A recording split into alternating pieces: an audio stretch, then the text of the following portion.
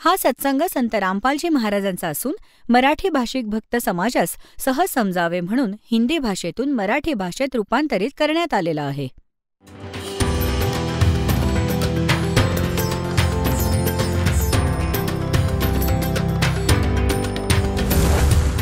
और ज्ञान सब ज्ञान डी कबीर ज्ञान सो ज्ञान और जैसे घोड़ा तोब कायम करता चले मैदान. जगद्गुरु तत्वदर्शी संत रामपालजी महाराजांचे अमृत वचन सर्व पवित्र धर्मांच्या व पवित्र शास्त्रांच्या आधारावर. संतांची ओळख त्यांच्या ज्ञानाने होते. आता ऐका, मी तुम्हाला ज्ञान ऐकवतो. परमात्म्याने मग त्यांना अनेक दिवस आपल्याद्वारे रचलेल्या सृष्टीचं ज्ञान दिलं. तर सांगण्याचा अर्थ हा आहे की तिथे जी सुकलेली फांदी लावली होती, कबीर परमेश्वरजींच्या चरणामृताने जी हिरवीगार झाली होती, त्या फांदीने एका खूप मोठ्या वटवृक्षाचं रूप धारण केलं. आता ते संपूर्ण मंगलेश्वर गावही तिथून नामशेष झालं, इकडे तिकडे जाऊन वसलं, कारण की ते एका बेटासारखं आहे. आणि त्या बेटाला नर्मदा नदीने आपल्या दोन्ही बाजूंनी चोहोबाजूंनी घेरलेलं आहे. तिथे नर्मदा नदी, नर्मदा सरिता दोन भागांमध्ये विभागली जाऊन मग पुढे पुन्हा एक होऊन मग समुद्राला मिळते. तर तिथे एक बेट झालं होतं, तिथे बेट होतं ते मंगलेश्वर गाव. तर आता तिथे कोणी नाही राहिलं, ते बेटामध्ये रूपांतरित झालं, त्यामुळे तिथून बाहेर येऊन वसले. तिथे एकटा तो वटवृक्ष राहिला. त्या वटवृक्षाबद्दल म्हणतात की जवळजवळ 900 एकरात तो विस्तारला, वाढला. जवळजवळ 600 वर्ष पुराणा तो वटवृक्ष आज देखील विद्यमान आहे, जीर्ण शीर्ण होत आहे. त्याला तो जवळजवळ 1.5-2-3 एकरात अजूनही आहे. आणि तिथे कबीर पंथांचा एक महंत पदाने हा परंपरागत तिथे एक आश्रम आहे, त्या वटवृक्षाच्या खालीच, वडाच्या झाडाखालीच. आणि ती महंत पदवी केवळ यासाठी ठेवली गेली होती की या आठवणी आहेत, ज्या अद्भुत लीला घटना घडल्या आहेत,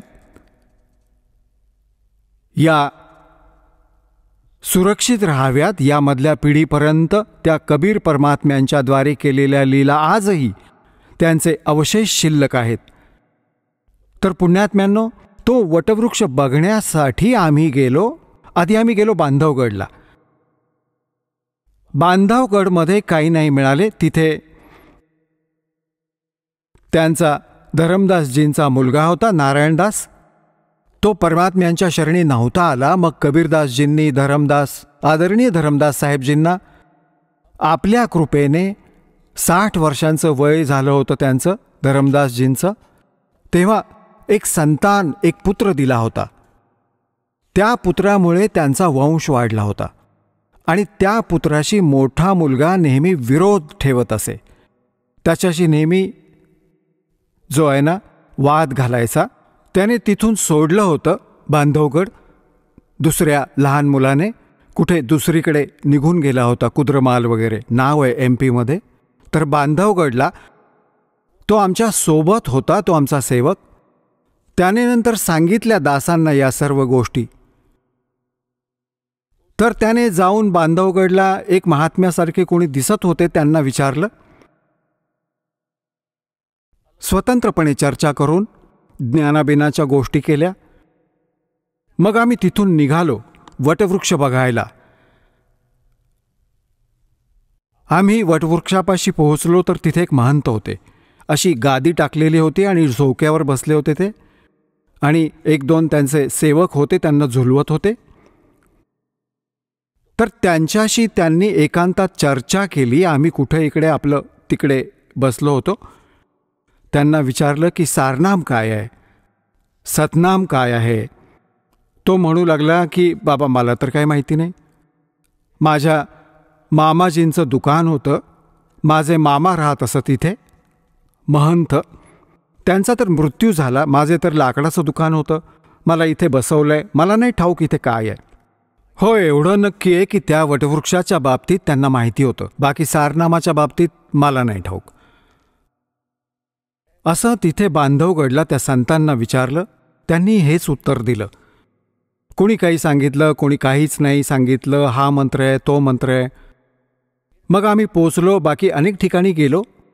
मोठे मोठे जे कबीरपंथीचे होते, तर सगळीकडे फिरून आम्ही परत आलो.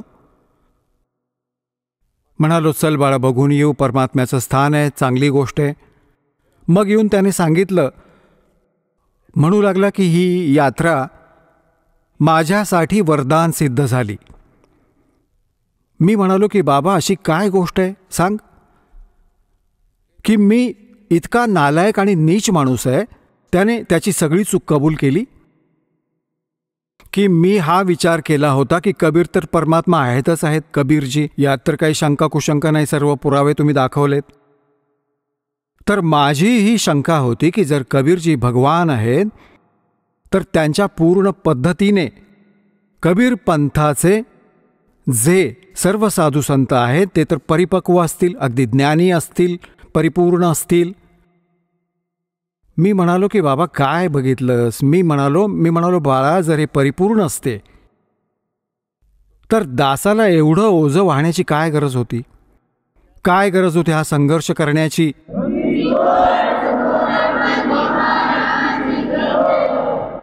या दासाला काय गरज होती मग या फंदात पडायची, जेव्हा सर्व सगळ्यांना सांगायची की यांचं ज्ञान चुकीचं, त्यांचं ज्ञान चुकीचं आणि हे ज्ञान खरं.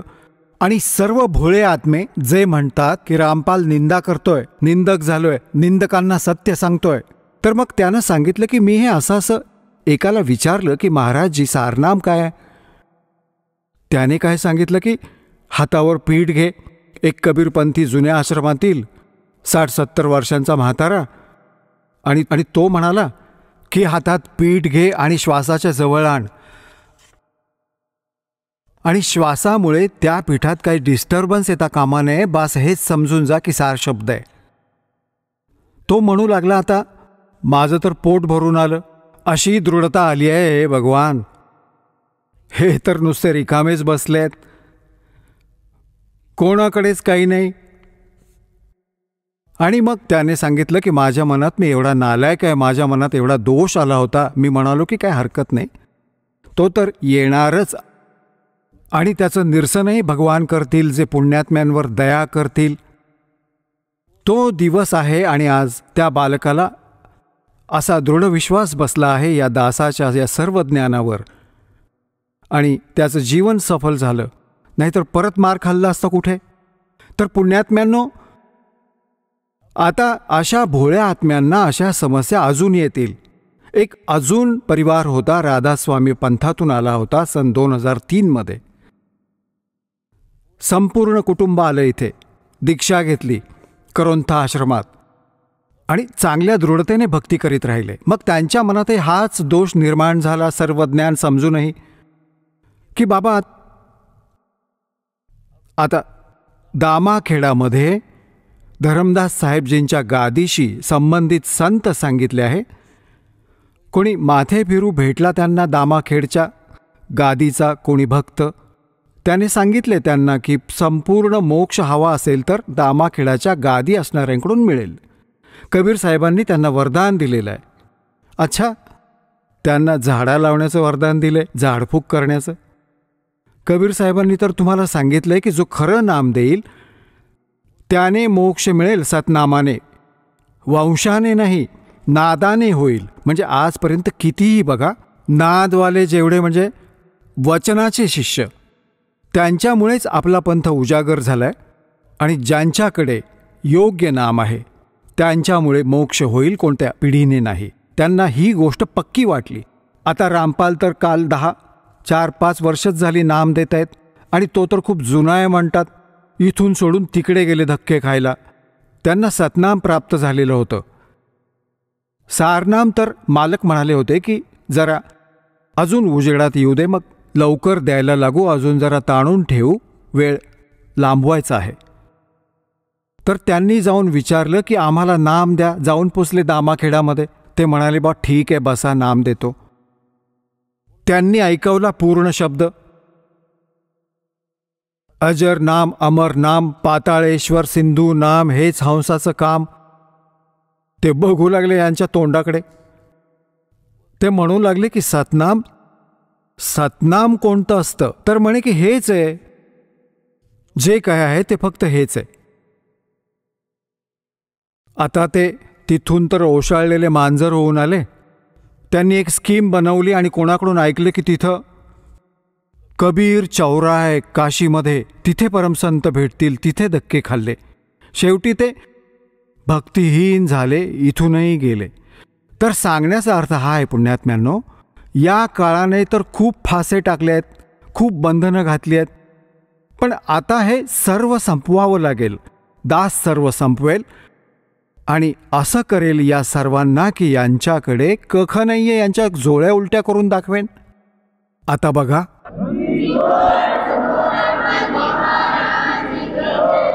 आता या कबीर परमात्म्याच्या नावाने काळाचे 12 पंथ चालले आणि त्यांचाच एवढा विस्तार झालाय की कित्येक करोडोंच्या संख्येने कबीरपंथी आहेत. कित्येक करोड, जवळजवळ 20 करोडपेक्षाही जास्त असतील एकूण सर्व मिळून भारतात कबीरपंथी.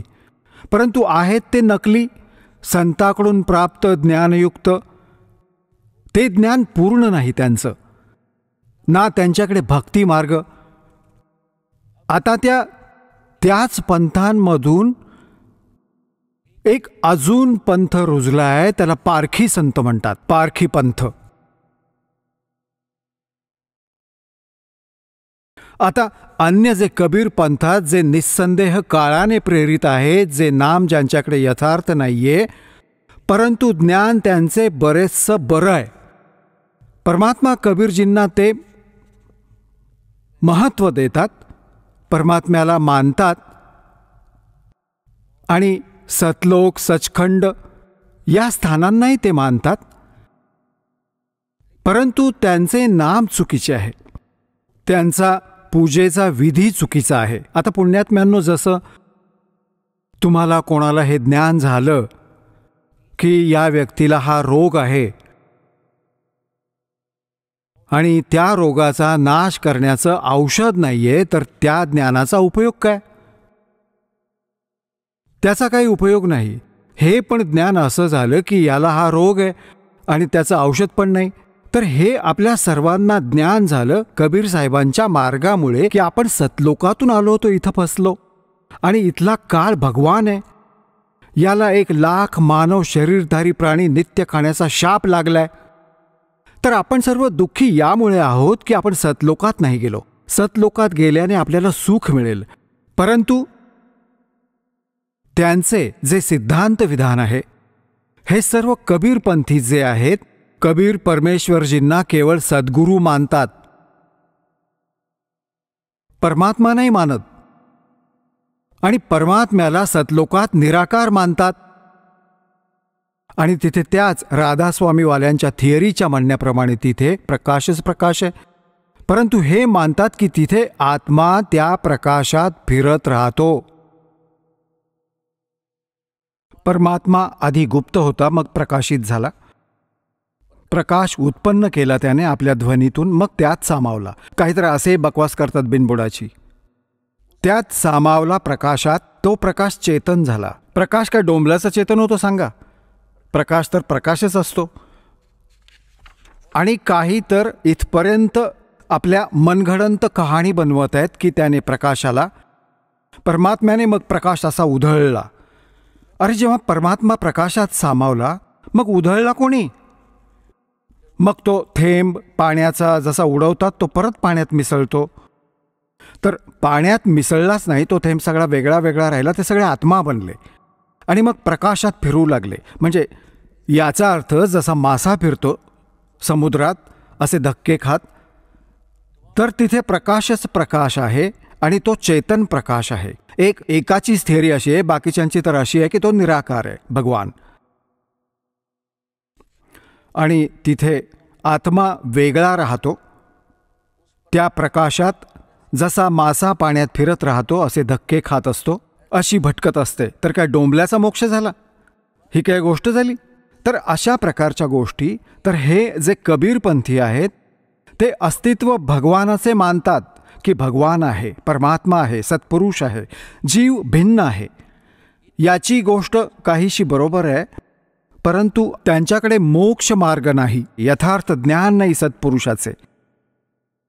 जसे आपल्याला आंब्याच्या वैशिष्ट्याचं ज्ञान झालं, आंब्याच्या की किती स्वादिष्ट फळ आहे आणि त्यात बी नाही, आंब्याच्या बीच्या जागी बाभळीच्या झाडाचं बीज दिलं आणि आस लावून बसलोत आपण आंब्याची, तर मग सगळीच गोष्ट बिघडली. ही तर दशा आहे कबीर साहेबांच्या त्या 12 पंथ आणि त्यांच्यातून निघालेल्या अनेक ब्रांचेसची. आणि एक जो पारखी पंथ आहे हे तर पूर्णतः नास्तिक लोक आहेत. यांचे काय विधान आहे की एकतर हे मानतात की जीव हाच परमात्मा. सांगा, जीव म्हणजेच भगवान आहे. आणि मग म्हणतात की ध्यान लावा आणि ध्यानाची अंतिम उपलब्धी हे काय सांगतात की विचार शून्य व्हा. बस हीच अंतिम ध्यानाची पराकाष्ठा आहे. आणि जीव म्हणजेच भगवान आहे हे तर यांचे ज्ञान आहे आणि विचार शून्य होणं हे यांचं ध्यान आहे. यांना तर कोणी विचारणारा असेल की भल्या माणसांनो, जेव्हा परमात्मा जीव म्हणजेच भगवान आहे तर मग साधना कशाला आहे, आश्रम कशाला आहे, पुस्तक छापण्याची काय गरज उरली. 2 अक्षरांचा प्रश्न आहे की भगवान निराकार, भगवान तर नाहीच आहे, जीव म्हणजेच भगवान आहे. सांगा, कोणी बुद्धिमान माणूस ही गोष्ट स्वीकारेल? आणि त्यानेही लाखो लोकांना भक्तिभ्रष्ट केले, मूर्ख बनवले. एक अभिलाष दास नावाचा एक हा पारखी संत म्हणवायचा. सांगा, यांना संत म्हणायला सुद्धा लाज वाटते आम्हाला. अभिलाष दास नावाचा एक संत आहे, इलाहाबाद आणि अनेक ठिकाणी त्याने आश्रम केलेत. एक बुऱ्हाणपूर नावाचं एक स्थान आहे, शहर आहे, आणि तिथे या पारख सिद्धांताचे बरेचसे महात्मा राहिले आहेत.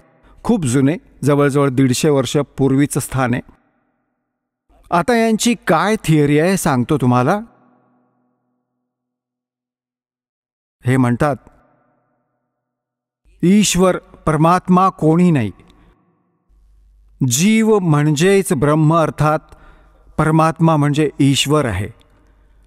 सृष्टीचा कोणी कर्ता नाहीये. जगाला हे बिना ईश्वराचे मानतात.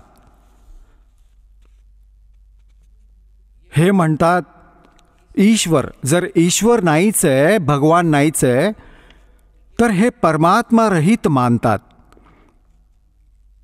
या संसाराला आणि सृष्टीला हे जीव म्हणजेच परमात्मा मानतात. सांगा, ही काय गोष्ट आहे का जराशी बुद्धिमंतांची? या आदि शंकराचार्यजींनी 2500 आजपासून 2520 वर्षांपूर्वी आदि शंकराचार्यजींचा जन्म झाला होता. म्हणजे ईसाजींच्या 508 वर्षांपूर्वी. त्यावेळी या आदि शंकराचार्यजींनी देखील, यांना काय झालं की 8व्या वर्षी यांना प्रेरणा मिळाली की ते पूर्वजन्मीचे पुण्यकर्मी जीव होते आणि हे जाऊन अडकले एका संतापाशी जो गुहेत राहायचा. आणि 6 महिन्यात किंवा 2 महिन्यात 3 महिन्यात तो गुहेतून बाहेर पडायचा. तर त्याचं नाव ऐकून आदि शंकराचार्यजी तिथे जाऊन पोचले. जेव्हा ते बाहेर आले, त्यांना विनंती केली ज्ञान समजावण्याची. तर त्याने उलटा धडा शिकवला त्या भोळ्या जीवाला की जीव म्हणजेच ब्रह्म आहे. आता ह्याच विधानाचा पुढे प्रचार करू लागले आदि शंकराचार्यजी. जिथून हिंदू धर्माचे हे जे आहेत ना, उगम मानले जातात, प्रकट मानले जाते. तर त्यावेळी हे सर्व ठिकाणी जाऊन सांगू लागले की त्या आपल्या गुरुजींचे विधान सांगू लागले. तर त्यावेळी ही एवढी बुद्धिमान माणसं होती, ते म्हणाले की हे महात्माजी, जर जीव म्हणजेच ब्रह्म आहे तर आम्हाला करण्यासारखं काय राहिलं? आपणच भगवान आहोत. तर मग का दारोदारी स्वतःचा प्रचार करत फिरत आहात? तुम्हीही भगवान, आम्हीही भगवान, मग आम्हाला करायला काय राहिलं मग? आता ही गोष्ट त्या आदी शंकराचार्यजींच्या लक्षात आली की बाबा गोष्ट तर खरी आहे. आणि ही गोष्ट आवडली नाही, कारण गुरुजी त्यांचे मग जिवंत होते. आता ते विधान घेऊन पुढे जाणे हीच गुरुपरंपरा होती त्यांची. परंतु त्यांनी स्वतःच्याच विचारांनी मग सांगितलं की तू श्रीकृष्णाची, श्री विष्णूची आणि श्री शंकर भगवानांची पूजा करत जा. किंवा परमात्म्याची दया होती. जर ती गोष्ट स्वीकारली गेली असती आपल्या पूर्वजांकडून तर आज राम नाम कोणी घेतलं नसतं, सगळे नास्तिक झाले असते. आता हेच बीज आता रुजवत आहे हा अभिलाष दास नावाचा एक कबीरपंथी म्हणवणारा.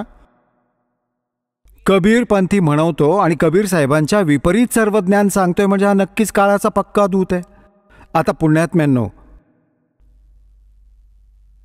हे काय सांगतात की परमात्मा हे जगत जे आहे ते ईश्वर आहे, म्हणजे बिना ईश्वराचे आहे. जीव भगवान झाला म्हणजे सृष्टीचा कोणी करता नाही, तर याचा अर्थ ही विना भगवानाची झाली. आता आपली श्रीमद भगवद्गीता काय सांगते की ज्या व्यक्तीचे हे स्टेटमेंट आहे की जगाचा कोणी करता नाही, ही आपोआप रचली जाते आणि संहार होते, म्हणजे प्रलय होतो आणि मग स्थिती सृष्टी तयार होते. आता त्याच्याबद्दल श्रीमद भगवद्गीतेत दाखवतो. आधी यांची सगळी थिअरी सांगेल दास. आणि हे पारखी जे संत आहेत हे नाही मानत की वरती कोणता लोक आहे, सतलोक आहे किंवा कोणता स्वर्गलोक आहे, हे नाही मानत. म्हणतात की या सर्व काल्पनिक गोष्टी आहेत, काल्पनिक, खोट्या. आणि हे यांचे हे देखील म्हणणं आहे की जसं कोणी प्रश्न विचारतो की परमात्मा भक्तांवर दया करतो, दुष्टांना हानी पोहोचवतो, ते म्हणतात की जर भगवान नाहीच आहे आणि परमात्मा कोणावर ना दया करतो ना काही दुःख देतो, तो काही नाही करत, परमात्मा नाहीच आहे. या चतुर माणसाच्या गोष्टी असतात, जो चतुर प्राणी आहे. चातुर प्राणी चोर हैं और मूड बुगद हैं ठोठ, ये संतों के निकाम की इनके देगल जोट. आता अशा माणसांकडेही समूह जनसमूह बसलाय. कमाल केली भगवान, किती श्रद्धाळू, किती भक्त आहेत, डोळे बंद करून बसलेत. गुरुजी जे सांगत आहेत ते योग्य आहे, अगदी बरोबर आहे. आता एवढे चतुर तर संतपद प्राप्त झालेले जीव असतातच की एक सामान्य साधारण व्यक्ती जर कोरा कागद असतो त्यावर काहीही लिहा, त्याच्यावर तर तेच अंक अंकित होतात. तर अशा प्रकारे तो लाखो लोकांना बुडवून बसलाय. आता पहा, ही आहे श्रीमद भगवद्गीता आणि जयदयाल गोयंदका नाव यांचे अनुवादक आहेत. आणि ही कोणती आहे? पदछंद, पदछेद, अन्वय, साधारण भाषा टीकासहित हे याचे नाव आहे. अनुवाद करता याने हे नाव दिले. आणि पहा, हा आहे अध्याय नंबर 16 आणि श्रीमद भगवद्गीता, आणि याच्या श्लोक नंबर 7 पासून सुरू करूया. आता गीता ज्ञानदाता म्हणतात की मी वर तर सांगितले दैवी प्रकृतीवाल्यांची जी माहिती दिली आहे, आणि दुसरे असुरी वृत्तीचे आहेत, अशा 2 वृत्तीचे लोक आहेत. तर असुर स्वभावाची माणसे हा 7वा श्लोक. असुर म्हणजे राक्षस, स्वभाव असणारी माणसे प्रवृत्ती आणि निवृत्ती हे दोन्हीही नाही ओळखत. त्यामुळे यांच्यात ना आतली बाहेरची शुद्ध ना श्रेष्ठ आचरण आहे आणि ना सत्य भाषण आहे. ते खरे बोलत नाहीत, ते गोष्टी पालटतात, खोटे बोलतात. आता 8व्या श्लोकात पहा, अध्याय नंबर 16चा 8. ती असुर प्रवृत्तीची माणसे म्हणतात की जग आश्रयरहित आहे, संपूर्ण असत्य आणि विना ईश्वराचे. आपले आपण केवळ स्त्री पुरुषांच्या संयोगाने उत्पन्न आहे. केवळ काम हेच याचे कारण आहे, याशिवाय अजून काय. 9व्यात म्हणाले आहेत की ही मथ्या, या मिथ्या ज्ञानाचा अवलंब करून ज्यांचा स्वभाव नष्ट झाला आहे आणि ज्यांची बुद्धी मंद आहे, ते म्हणजे मंदबुद्धी, ते सर्वांचा अपकार करणारे कुकर्मी, क्रूरकर्मी, उग्रकर्मणा म्हणजे निष्काम हे वायफळ बोलणारे कुकर्मी माणसे जगाच्या नाशासाठीच समर्थ असतात, प्रकट होतात, याचा अर्थ आहे. आता पुण्यात्म्यांनो, या पवित्र श्रीमद भगवद्गीतेने हे स्पष्ट केलं की तो राक्षस स्वभाव, असुर स्वभावाची माणसे असतात, जे हे म्हणवतात की कोणी भगवान नाही, म्हणजे सृष्टी अनईश्वर आहे, हे जग अनईश्वर आहे, याचा कोणी भगवान नाही. आता हे जे कबीरपंथी म्हणवतात, तसे तर याला कबीरपंथी म्हणायला दासालाही लाज वाटते, परंतु यांचे ज्ञान सार्वजनिक केल्याशिवाय जनतेला समजणार नाही की हे किती मिथ्या ज्ञानाचा प्रचार करतायत. ह्या अभिलाष दासजीने एक गीतासार लिहिलाय. याला कोणी विचारतं, जसे त्याचे भक्तही खूप इथे आले होते, आम्हाला भेटत राहत होते, त्यांच्याशी बोलणं व्हायचं अजूनही होतं, तर ते काय सांगतात की त्या अभिलाषजींनी मोठी काही शेकडो पुस्तके लिहून ठेवली आहेत आणि गीतासारही लिहिलंय. ते गीतासार वाचलं दासाने. हे चतुर प्राणी असतात जे यांच्या या अज्ञान विधानात उलटे सुलटे करून जे समर्थन यांना जाणवते, ते तर हे घेतात आपल्या प्रमाणात आणि बाकी श्लोक सोडून देतात. श्रीमद भगवद्गीतेत 700 श्लोक आहेत आणि या भल्या पुरुषाने आपल्या अनुसार जे याला हवे होते, जे याला अनुकूल होते, ते फक्त सिलेक्ट केले, बाकी सोडून दिले. मग या अशा व्यक्ती, अज्ञानी माणसं काय म्हणतात की या गीतेत भेसळ आहे आणि योग्य सार काढून आम्ही दिले गीतासार. हे योग्य सार आहे गीतेचं.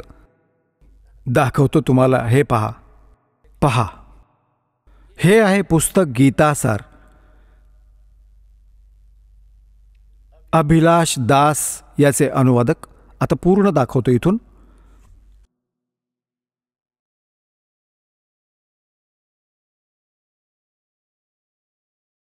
हे प्रकाशक आहेत कबीर पारख संस्थान, संत कबीर मार्ग, प्रीतमनगर, इलाहाबाद. इथून हे तिथे छापलंय.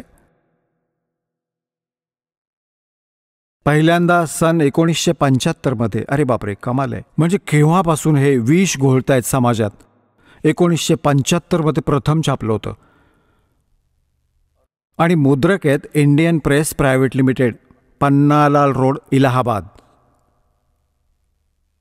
आता दाखवतो तुम्हाला. याची कलाकारी बघा. आहा, एकीकडे तर हे म्हणतात की भगवान कोणाचे बरे वाईट नाही करू शकत, आणि मग गीतासारमध्ये 8व्या पानावर हे काय म्हणतात. हा काय म्हणतोय अभिलाष दास, सर्वंकष भूमिका लिहून हा काय म्हणतो, गुरुदेव सर्वांचे मंगल करो, आणि हीच सदिच्छा. सांगा, एकीकडे तर असं म्हणतो की भगवान काही नाही करू शकत, मग गुरुदेव तुमचे कल्याण करतील, तुमचे गुरुजी मंगल करतील, सर्वांचं भलं करो. आहे की नाही यांच्या दुतोंडी गोष्टी. काही शेंडा बुडखा काही नाही आहे. आता तर सुरुवात आहे यांची. कलाकारी दाखवतो. हे पहा, अध्याय नंबर 16चा याने अनुवाद केलाय स्वतःच्या या गीतासारमध्ये. अध्याय 16 आणि हे गीतासार आहे. याने 1 पासून हा 6वा श्लोक आहे. हा 6वा श्लोक आहे. याने काय केलंय याची बघा किती कलाकारी आहे. इथपासून दाखवावी लागेल थोडी. या चतुर माणसाने काय करून ठेवलंय, याने स्वतः अनुवाद केलाय. याने काय लिहिलंय, हे जे पुस्तक दासाने तुम्हाला दाखवलं होतं, गीता प्रेस गोरखपूर इथून प्रकाशित आहे, याला याने असं म्हटलंय की मी अनुवाद यातून घेतलाय, याचा अनुवाद घेऊन ठेवलाय आणि मग स्वतःच्या त्या अज्ञान विधानाला स्वतःचं अज्ञान विधान सिद्ध करण्याची कुचेष्टा केली आहे. बघा, तुम्ही पाहिलं होती की ही गीता आहे, गीता प्रेस गोरखपूर इथून. पदच्छेद, या गीतेचं हे नाव आहे. पदच्छेद, अन्वय आणि साधारण भाषा टीकासहित. आता हे पहा, हे गीतासार. या गीतासारच्या भूमिकेत याने काय लिहिलंय की गीता प्रेसच्या अन्वय पदच्छेद वाली गुटका गीता अर्थ समजण्यासाठी मदतपूर्ण आहे. याने यातून अर्थ घेतलाय, सहाय्यभूत झाली आहे.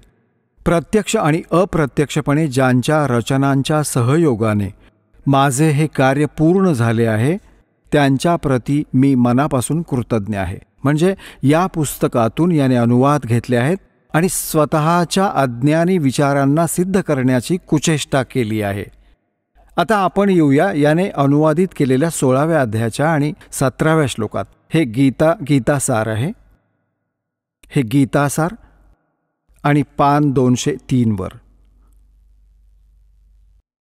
आता 7वा श्लोक याने कसा केलाय, असुरी स्वभाव असणाऱ्यांना हे नाही जाणत की काय केलं पाहिजे आणि काय नाही केलं पाहिजे. त्यांच्यात ना पवित्रता असते, ना उत्तम आचरण असतं आणि ना त्यांच्यात सत्यही असतं. सत्य नाही, सत्य भाषण.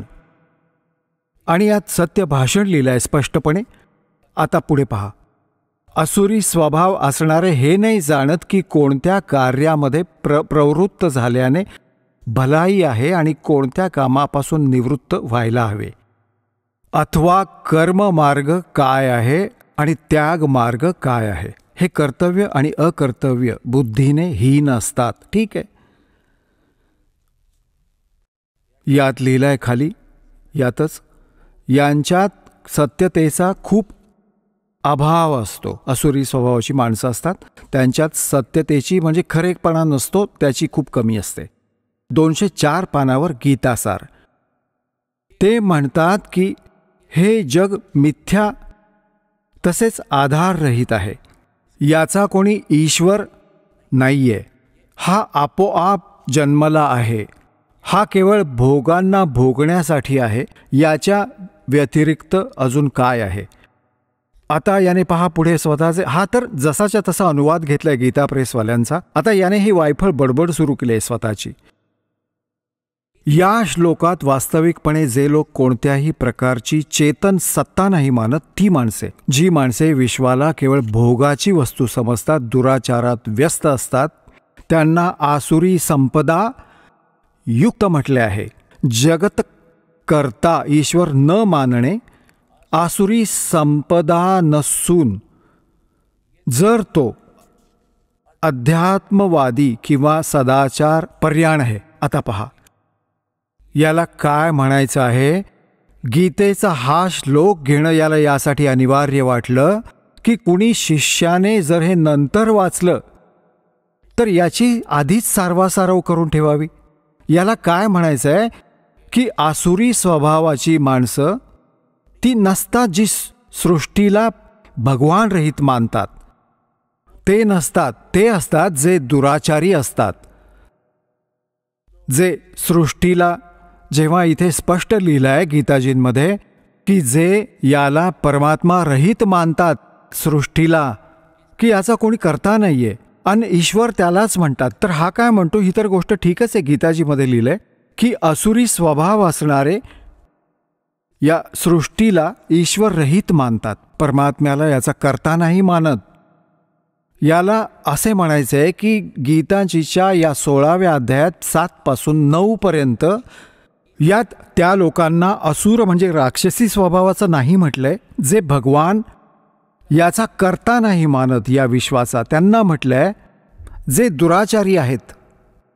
आणि यात स्पष्ट आहे, बघा वाचून तुम्हाला दाखवतो. कारण की पुण्यात्म्यांनो, याचे इंग्रजी दास समजू शकतो, पण या भोळ्या भाबड्या जीवांची तर याने दिशाभूल केलीच आहे किती शेकडो वर्षांपासून. हे पहा, हे गीता प्रेस गोरखपूरहून प्रकाशित. यात स्पष्ट केलं आहे, 16व्या अध्यायाच्या 8व्या श्लोकात म्हटलं आहे, हे ती आसुरी प्रवृत्तीची माणसे म्हणजे राक्षसी स्वभावाची माणसं म्हणतात की जग आश्रयरहित आहे, पूर्णपणे असत्य आणि विना ईश्वराचं आहे. विना ईश्वराचं आपोआप स्त्री पुरुषांच्या संयोगाने उत्पन्न होते. आता पुण्यात्म्यांनो, त्या राक्षसी स्वभाव असणाऱ्या माणसांपैकी एक गुण हा देखील आहे की जे या विश्वाला विना ईश्वराचे मानतात. आणि हा काय सारवासारव करायचा प्रयत्न करतोय पहा. आणि मग काय उदाहरण घेतलंय याने, गीता बघा, गीतासार, अभिलाष दासाचे गीतासार. हे पहा, अध्याय नंबर 16 मधील याने काही श्लोक घेतले आहेत, त्यातील हे गीतासार पान नंबर 204 वर आलो आपण. याला काय म्हणायचं आहे की जगत कर्ता ईश्वर न मानणे, जगताचा कर्ता ईश्वर न मानणे आसुरी वृत्ती नाही. हा स्वतःच सारवासारव करतोय की स्वतःलाच टाळायचा प्रयत्न करतोय इथे. आणि इथं काय सांगतोय की वास्तवात हा काय सांगत आहे की जर तो अध्यात्मवादी किंवा सदाचार प्रवीण आहे, म्हणजे अध्यात्मवादी आहे ना, जो भगवंत, मग अध्यात्म कशाला म्हणतात, परमात्माबद्दलची माहिती, याला म्हणायचंय अभिलाष दासला की जो परमात्म्याला कर्ता नाही मानत आणि जे अध्यात्म म्हणजे मार्गी लागले आहेत ते आसुरी स्वभावाचे नाहीच सांगितले गीतेत. आता सांगा, त्याचा अध्यात्म काय डोंबलाचं राहिलं? जो म्हणतो भगवानच नाहीये, काय डोंबलाचं अध्यात्म राहिलं? मग काय उरलं मग अध्यात्म याच्याकडे? आणि मग पुढे काय म्हणतो याच पॉइंटवर पहा. पुढे याच 204 पानावर आहे, वास्तवात तर जग अनादी आहे, याचा कर्ता उभं करणं ही मनाची कल्पना आहे. केलं स्पष्ट अभिलाषदासजींनी की याचा कोणी कर्ता उभा केला, कोणी सांगितलं की याचा रचनाकार आहे, तर ती केवळ एक बनावट गोष्ट आहे, कल्पना आहे. ईश्वर लोकांच्या मनातील एक काल्पनिक दिवा आहे, म्हणजे बनावट गोष्टी आहेत सगळ्या. त्याची आवश्यकता तेव्हा संपते जेव्हा सर्वरूप ज्ञानरूपी सूर्य सर्वांच्या हृदयात उगवेल. हे सर्व ज्ञान काय सांगत आहे की हे माना की मी शरीर नाही आहे आणि हा हाडामासाचा पुतळा शरीर आहे, यात हे रक्त फिरत आहे आणि जीव तर यापेक्षा वेगळा आहे. बस हे त्याचं स्वतःचं रूप माना, तो मुक्त झाला. आणि मग समाधी लावायला सांगतात की समाधी ही अशी लावा की शरीर नाहीये, तू हाडामासाचा पुतळा नाहीये, तर मन पण नाहीयेस, एकदम सुन्न होऊन जा. म्हणजे माइंडलेस मॅन झाल्यानंतर हे मुक्त समजतात, मोक्ष मानतात. मग पुढे काय सांगितलंय याने अजून सारवासारव केली आहे पहा, की जसे गीताजीमध्ये म्हटलंय की जे आसुरी स्वभावाचे आहेत, की जे ईश्वर नाही मानत, भगवान कर्ता नाही मानत ईश्वराला, कोणी मनुष्य दुराचारी असेल आणि ईश्वर मानत असेल तर काय तो देव होऊन जाईल. आणि जर कोणी ईश्वर तर मानत नाही, म्हणजे हा कर्ता ईश्वर मानत नसेल, परंतु त्याला स्वरूप ज्ञान असेल, आत्मज्ञान असेल, तसेच तो सदाचारी असेल, तर काय त्याला आसुर मानले जाईल? बघा, हा आपल्या शिष्यांना दृढ ठेवण्यासाठी की हे तुझा पदर पकडून ठेवतील, सोडून नको जायला, हे सिद्ध करू पाहतोय की जर गीताजीच्या 16व्या अध्यायाच्या 7, 8, 9 मध्ये वर्णित ह्या विवरणाच्या आधारे केवळ ती व्यक्ती जी ईश्वर मानत नाही तिला असुरी स्वभावाचे नाही म्हणू शकत, असुरी स्वभावाचं. कारण की दुराचारी व्यक्ती आणि भगवान मानत असेल, हे म्हणत आहे अभिलाष दासजी. तर म्हणतो तो काय चांगला माणूस होऊ शकतो, देव होऊ शकतो? दुराचार करत असेल आणि भगवंताची भक्ती करत असेल, भगवानामध्ये आस्था असेल, आस्तिक असेल, तर काय तो देव होऊ शकतो? म्हणून या गीता अध्याय नंबर 16च्या या श्लोकांमध्ये याचा अर्थ समजा की जो सृष्टीचा कर्ता ईश्वर समजत नसेल आणि आध्यात्मिक असेल, तर त्या बाबत थोडंच सांगितलंय, तर मग तुझं अध्यात्मज्ञान काय खाक आहे? जर जीवच भगवान आहे, गाढव भगवान आहे, कुत्राही भगवान आहे, मग का जगाला मूर्ख बनवत बसलायस? ही दशा आहे या कबीरपंथी. हे कबीर साहेबांना तर मुळापासून नष्ट करू पाहत आहेत हे काळाचे दूत, आणि हे वाळवी आहेत. ही वाळवी आहे या परमात्मा कबीरजींच्या, हे किडे आहेत कबीर पंथामध्ये. याचा नाश करण्यासाठी यांचा जन्म झाला. हे स्पष्ट केलंय गीताजीमध्ये की अशी व्यक्ती संसाराचा नाश करण्यासाठीच उत्पन्न होतात.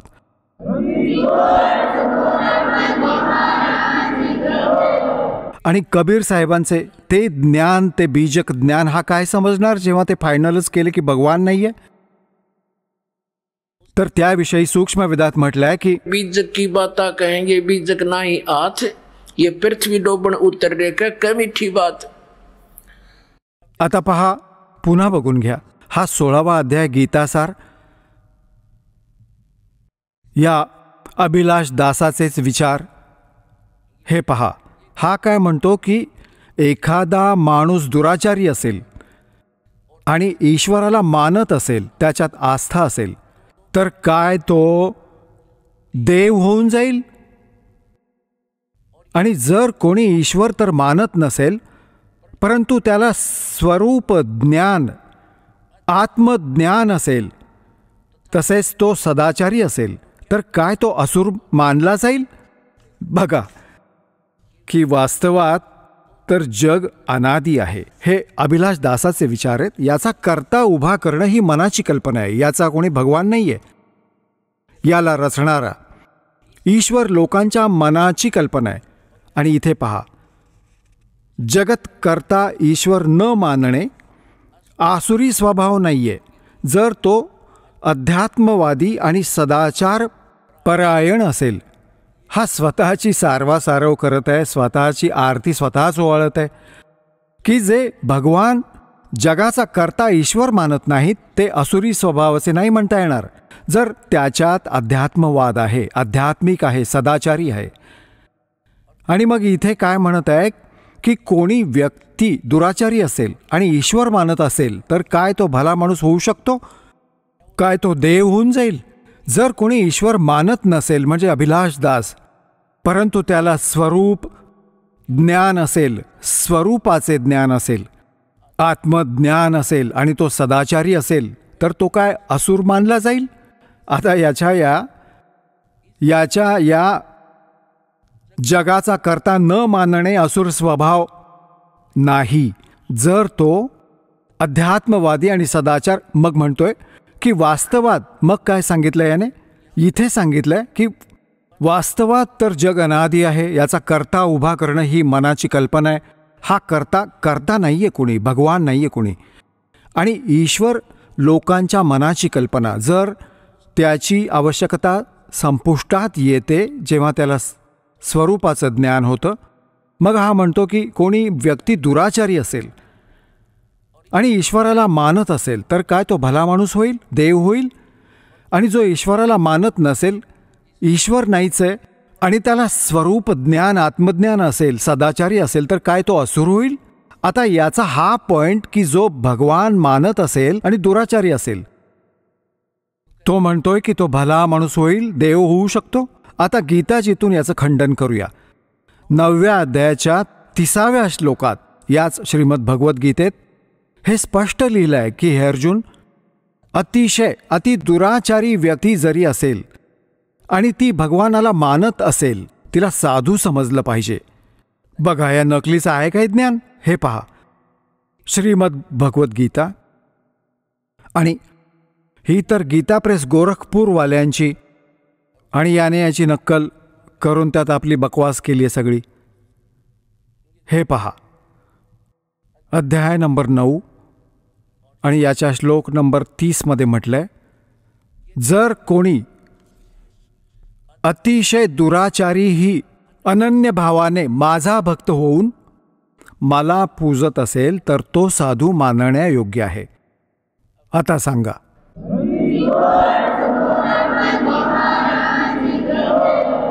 हा तर बेईमान माणूस आहे. याने जनतेच्या उद्धाराचा नाही तर काळाच्या जाळ्यात अडकवण्याचा ठेका घेतलाय.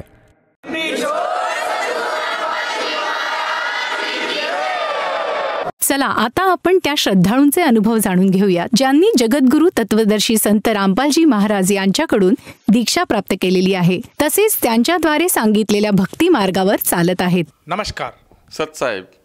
आपलं नाव? गंगाधर भिवा आयरे. आपण कुठून आलात? मुक्काम पोस्ट वासुळपाडे, तालुका देवळा, जिल्हा नाशिक, महाराष्ट्र. आपला व्यवसाय काय आहे? माझं छोटंसं चप्पलचं दुकान आहे. संत रामपालजी महाराजांची गुरुदीक्षा आपण कधी घेतली? 2018 साली. संत रामपालजी महाराजांची गुरुदीक्षा घेण्या अगोदर आपण व आपला परिवार कोणती भक्ती साधना करत होतात? आम्ही देवी देवतांची भक्ती करणं, तीर्थयात्रेला जाणं, परत पायी जाणं. आम्ही त्यावेळेला भक्ती करत करत शांतिगिरी महाराजांनाही गुरु केलेला होता. तर ते आम्ही वेरूळला जायचो, अनुष्ठानला बसायचो, तिथं उपवास धरायचो. तर त्यांनी सांगितल्याप्रमाणे आम्ही शंकरजीची भक्ती करायचो. भस्म लावून पूर्ण अंगाला, परत लुंगी लावून, हातात कडे घालून, माळ घालून आम्ही ती खूप भक्ती करायचो. त्या भक्ती करत करत करत आम्हाला तो सुख तर नाही पण दुःख खूप आलं. इतकं दुःख आलं की माझी शेती विकली गेली. त्यावेळेला शेती विकली गेली. परत मग ते संकट खूप आले. मी ती भक्ती बंद केली. भक्ती बंद केल्यावर परत मी स्वामी समर्थ या मार्गात आलो. स्वामी समर्थमध्ये बी आम्ही श्री स्वामी समर्थ हे मंत्र जाप करायचो. आम्ही याला बरेच मठात जायचो, पर दिंडोरीला जायचो. तिथं खूप वेळा आम्ही ती भक्ती खूप केली. त्या भक्तीतही आम्हाला कुठलाही लाभ झाला नाही. त्यानंतर ती भक्ती मी बंद केली. बंद केल्यावर मी परत ठाकूरसिंग महाराजांना गुरु केला. तिथंही आम्ही याला जायचो, पिंपळण्याला जायचो. तिथंही खूप भक्ती केली. तिथंही आम्हाला कुठलाही लाभ झाला नाही. त्याचप्रमाणे आम्ही गणपती बसवणे, देवी बसवणे, गडावर जाणे, परत साईबाबाच्या दर्शनाला जाणे, ही आम्ही खूप भक्ती केली. परत त्या भक्तीत आम्हाला कुठलाही लाभ झाला नाही. उलट आमच्यावर खूप संकट चालू होते. इतके संकट चालू होते की मी आत्महत्या करायला निघालो होतो. कारण आम्हाला संकट, भक्ती कमी आणि आम्हाला दुःख खूप होत होतं. त्यामुळे मी सगळी भक्ती बंद करून देवावरचा माझा विश्वास उडून गेला होता. देव नाही जे हा माझ्या मनात आलं होतं. ते भक्ती करणं मी बंद करून दिलं होतं. सर, जसं तुम्ही सांगत आहात की आपण अगदी पूर्वीपासूनच भक्ती मार्गात होतात, त्याचप्रमाणे आपण अन्य गुरुसुद्धा धारण केले होते आणि त्यांनी सांगितलेल्या मार्गावर आपण चालत होतात. मला हे विचारायचं आहे की संत रामपालजी महाराजांची माहिती आपल्याला कशी कळाली आणि आपण त्यांच्या शरणात कसे आलात? सर, माझं एक दुकान आहे, छोटंसं दुकान आहे लोणेरला. तिथं कार्यक्रम होता फिरत्या नाळाचा. तर तिथं आमचे नाशिकचे संत रामपालजी महाराजांचे अनुयायी आले होते पुस्तक सेवेसाठी. ते प्रत्येक दुकानात पुस्तक देत होते, पुस्तक सेवा करत होते. त्यांनी मला एक पुस्तक दिलं 10 रुपयाला. तर ते पुस्तक वाचलं. पुस्तक वाचल्यावर मला कळालं की आपण जे करत होतो मागे ती कुठल्याही प्रकारची भक्ती नव्हती. उलट आम्हाला ते म्हणजे मनमानी आचरण होतं. ते त्याच्यात कुठलाही लाभ भेटत नव्हता. ते पुस्तक वाचलं. पुस्तकात मला खूप ज्ञान कळालं. आपण कुठून आलो, कसे आलो, हे पुस्तकात पूर्ण ज्ञान दिलेलं आहे आमच्या गुरुजींनी. तर ते कळल्यावर मी मग त्या पुस्तकातून नंबर शोधला आणि मी आमच्या आश्रमला फोन लावला. तर त्यांना सांगितलं की मला नाम दीक्षा घ्यायची आहे. मग त्यांनी सांगितलं तुम्ही कुठून बोलताय? मी त्यांना सांगितलं मी नाशिक, महाराष्ट्राहून बोलतो आहे. त्यांनी मला नाशिकचा नंबर दिला. त्यांनी सांगितलं तुम्ही नाशिकला जाऊन नामदीक्षा घेऊ शकता. मी संत रामपालजी महाराजांची नामदीक्षा घेतली. सर, जसं तुम्ही सांगितलं की संत रामपालजी महाराजांच्या अनुयायींनी आपल्याला एक पुस्तक दिलं होतं आणि त्या पुस्तकाच्या आधारावर आपण संत रामपालजी महाराजांच्या ज्ञानाशी आपण जुडले गेलात. तर मला हे विचारायचं आहे की ते पुस्तक कुठलं होतं आणि त्या पुस्तकामध्ये असं काय ज्ञान संत रामपालजी महाराजांनी सांगितलं की त्याकडे तुम्ही आकर्षित झालात आणि आज आपण संत रामपालजी महाराजांची भक्ती करत आहात? सर, ते पुस्तक होतं ज्ञानगंगा. त्या पुस्तकात आमच्या गुरुजींनी, संत रामपालजी महाराजांनी खूप ज्ञान दिलेलं आहे. 18 पुराण, 6 शास्त्र, 4 वेद याचं ज्ञान आहे. ते पुस्तक वाचल्यावर मला कळालं की आपण कुठून आलो. मग त्याचा मोक्षाचा मार्ग सापडला. दुसरी एक गोष्ट अशी की पुस्तक वाचल्यावर मला त्याच्यात कळालं की आपण ही जी भक्ती करत होतो मागची, ती भक्ती आणि ह्या भक्तीमध्ये खूप तफावत दिसली. इतकं दिसलं की सगळं आम्ही पहिले जे करत होते मनमानी आचरण होतं ते, आणि ही भक्ती आणि त्या भक्तीमध्ये आम्हाला खूप तफावत दिसली. दुसरी एक गोष्ट अशी की मला त्या पुस्तकात मोक्षाचा मार्ग सापडला आणि आत्मिक ज्ञान आणि परमात्मिक ज्ञान ह्या गोष्टी मला त्याच्यात दिसल्या. आत्मिक ज्ञान म्हणजे मुंगीपासून तर हत्तीपर्यंत सगळ्यांची आत्मा एक आहे हे आमचे गुरुजी सांगतात. संत रामपालजी महाराजांनी ते पुस्तकात ते उल्लेख केलेला आहे. आणि दुसरं एक परमात्मिक ज्ञान, परमात्मा कोठे राहतो, त्याचं नाव काय, त्याची विधी काय, तो कुठं भेटेल, हे सगळं ज्ञान मला पुस्तक वाचून कळालं. आणि दुसरी एक गोष्ट अशी सर, त्या पुस्तकात मला परत सृष्टीरचना वाचली. त्याच्या आपण कुठे होतो, आपण इथं कसे आलो, आपल्याला कोणी फसवलं, आपण या भूलोकावर दुःख भोगतो आहोत, हे ज्ञान मला कळालं.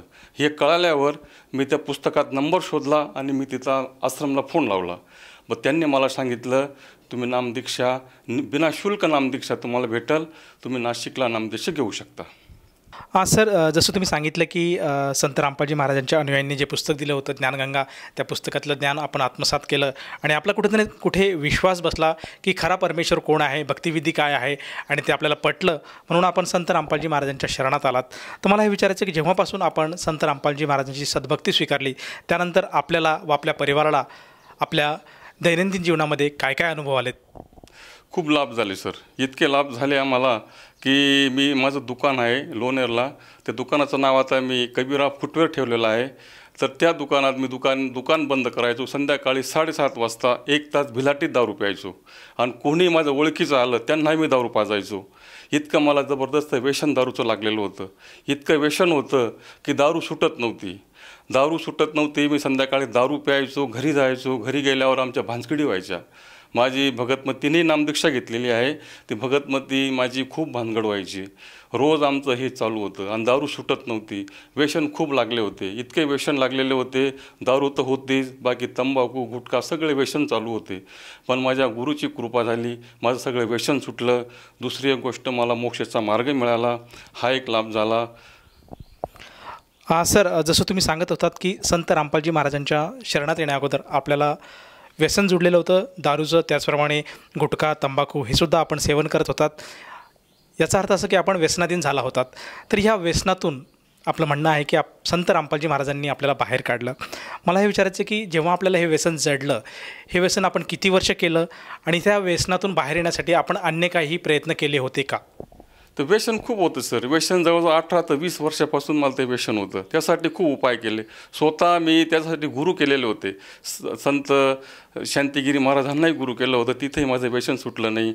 ठाकूरसिंग महाराजांनाही गुरु केलं होतं, तिथेही व्यसन सुटलं नाही. मी व्यसनला खूप कदरून गेलो होतो सर. व्यसन कुठं सुटलं नाही. मी संत रामपालजी महाराजांची नामदीक्षा घेतली, माझे सगळे व्यसन सुटले. हा एक लाभ झाला सर. या व्यतिरिक्त आणखीन आपल्याला काही संत रामपालजी महाराजांच्या सद्भक्तीमुळे लाभ झालेत का? सर, माझी शारीरिक व्याधी मला खूप होती. माझे गुडघे इतके दुखायचे की मला मांडी वळून बसता येत नव्हतं. जेवायलासुद्धा मी एक पाय सरळ करून बसायचो. मला जेवता येत नव्हतं. इतके गुडघे दुखायचे की भयंकर वेदना व्हायच्या. त्यानंतर माझ्या कमरेपासून खाली नस इतकी दुखायची, पूर्ण पायाची नस. त्या नसेला मी गोळी खायचो त्या पेनकिलरची, पण त्या गोळीने फक्त ते 2 दिवस 3 दिवस फक्त आराम पडायचा. विंचवासारखी ती नस दुखायची. मी कदरून गेलो होतो. इतकं भयंकर वेदना झाल्या होत्या. मी नामदीक्षा घेतली तेव्हा आमचे गुरुजी संत रामपालजी महाराजांनी कृपा केली. माझे सगळे आजार बरे झाले. आजपर्यंत सर 2018 पासून तर आत्तापर्यंत माझे गुडघे दुखले नाही. हा एक लाभ मला जबरदस्त झाला. अजून लाभ झालेले आहेत. माझी मुलगी BSc B.Ed झालेली होती. तिला नोकरी नव्हती. तिला नोकरी सरकारी नोकरी लागली सर तिला. दुसरी एक गोष्ट, माझा मुलगा तो MSc झालेला होता. तो स्पर्धा परीक्षा द्यायचा. त्याला 1 मार्क 2 मार्क ह्या मार्काने तो कमी पडायचा. तर इथं आम्हीसुद्धा वैतागून गेलो होतो. तोसुद्धा वैतागून गेला होता की नोकरी लागत नव्हती, मार्क कमी पडत होते.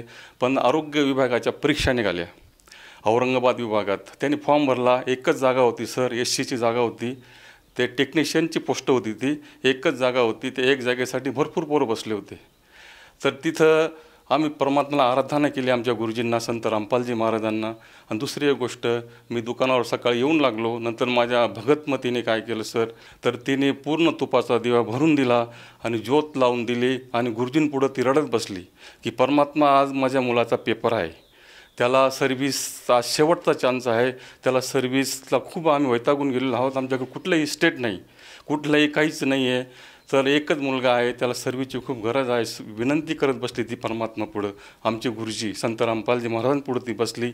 परमात्माने अशी दया केली सर की माझ्या मुलाचा मला फोन येतो. त्याचा फोन आला 5 वाजता फोन आला की पप्पा मला पेपर खूप चांगला गेला.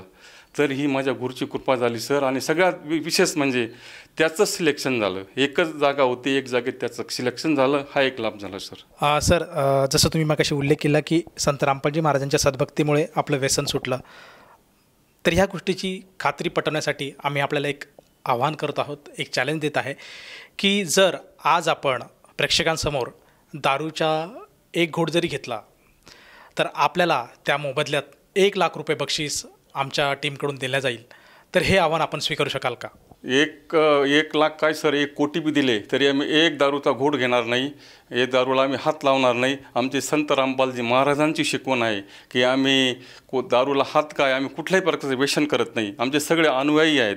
एकही कोणत्याही दारूला कोणी, कोणत्याही व्यसनाला कोणी शिवत नाही, कोणी हात लावत नाही. हे आमच्या गुरुजी शिकवण आहे. आमचे गुरुजी संपूर्ण भारत देशाला व्यसनमुक्त करता आहेत. व्यसनमुक्ती, हुंडामुक्ती हे आमच्या गुरुजी शिकवण आहे. सर जसं तुम्ही सांगितलं की संत रामपालजी महाराजांच्या सद्भक्तीमुळे आपल्याला बरेचसे लाभ झाले. सर्वप्रथम आपलं जे व्यसन आहे ते सुटलं, त्याप्रमाणे आपली जी शारीरिक पीडा होती तीसुद्धा दूर झाली आणि प्रामुख्याने आपल्या मुलाला आणि मुलीला दोघांनासुद्धा चांगली सरकारी नोकरी मिळालेली आहेत. तर हे सर्व संत रामपालजी महाराजांच्या दयेमुळे आज आपल्याला झालेलं आहे असं आपलं म्हणणं आहे. तर आपल्या ह्या अनुभवातून आपण आपल्यासारखे आपले जे आप्तेष्ट आहे, नातलग आहेत, जो समाज बांधव आहेत, जो भक्त समुदाय आहे, जो आज TV चॅनलच्या माध्यमातून आपल्या हा मुलाखतीचा कार्यक्रम बघत आहेत, या सर्वांना उद्देशून आपण आपल्या अनुभवातून काय संदेश द्याल? संत रामपालजी महाराज हे साधारण व्यक्तिमत्व नाही. संत रामपालजी महाराज हे स्वतः कबीर साहेबांचे अवतार आहेत, स्वतः कबीर साहेब आहेत. तुम्ही लवकरात लवकर भक्ती मार्गात या. जसे लाभ आम्हाला झाले तसे लाभ तुम्हाला होतील. जे गुरुजींचे पुस्तक आहेत, ज्ञानगंगा आहे, जगण्याचा मार्ग आहे, बरेच पुस्तकं आहेत. ते पुस्तक वाचा. यूट्यूबवरचे कार्यक्रम असतात, इंस्टाग्रामवर असतो कार्यक्रम, परत TV वर बरेच चॅनलवर गुरुजी सत्संग चालतात, सत्संग ऐका, पुस्तक वाचा, भक्ती मार्गात या, लवकरात लवकर या. संत रामपालजी महाराज हे साधारण व्यक्तिमत्व नाही. संत रामपालजी महाराज हे स्वतः भगवान आहेत, कबीर साहेबांचे अवतार आहेत. आणि तुम्ही भक्ती मार्गात या, तुमचं कल्याण करा, हीच तुम्हाला कळकळीची विनंती आहे. सर जसं तुम्ही सांगत आहात की आज समाजाने संत रामपालजी महाराजांचं ज्ञान समजून घ्यायला हवं.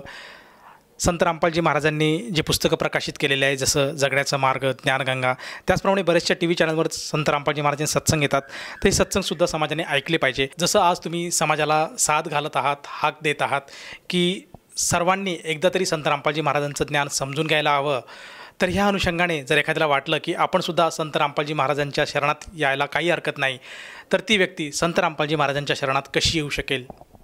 सर आमच्या गुरुजींचा कार्यक्रम चालतो, सत्संगाचा कार्यक्रम चालतो विविध TV चॅनलवरती. तिथं एक पट्टी येते, पट्टीवरती नंबर येतो. त्या नंबरवर तुम्ही फोन करून विचारू शकता. तुम्हाला जवळच्याच केंद्रावर नामदीक्षा भेटू शकते, विनामूल्य नामदीक्षा भेटू शकते. जवळ तुम्ही कुठेही फोन केला, जिल्ह्यात सगळ्या ठिकाणी नामदीक्षा चालू आहे. धन्यवाद सतसाहेब.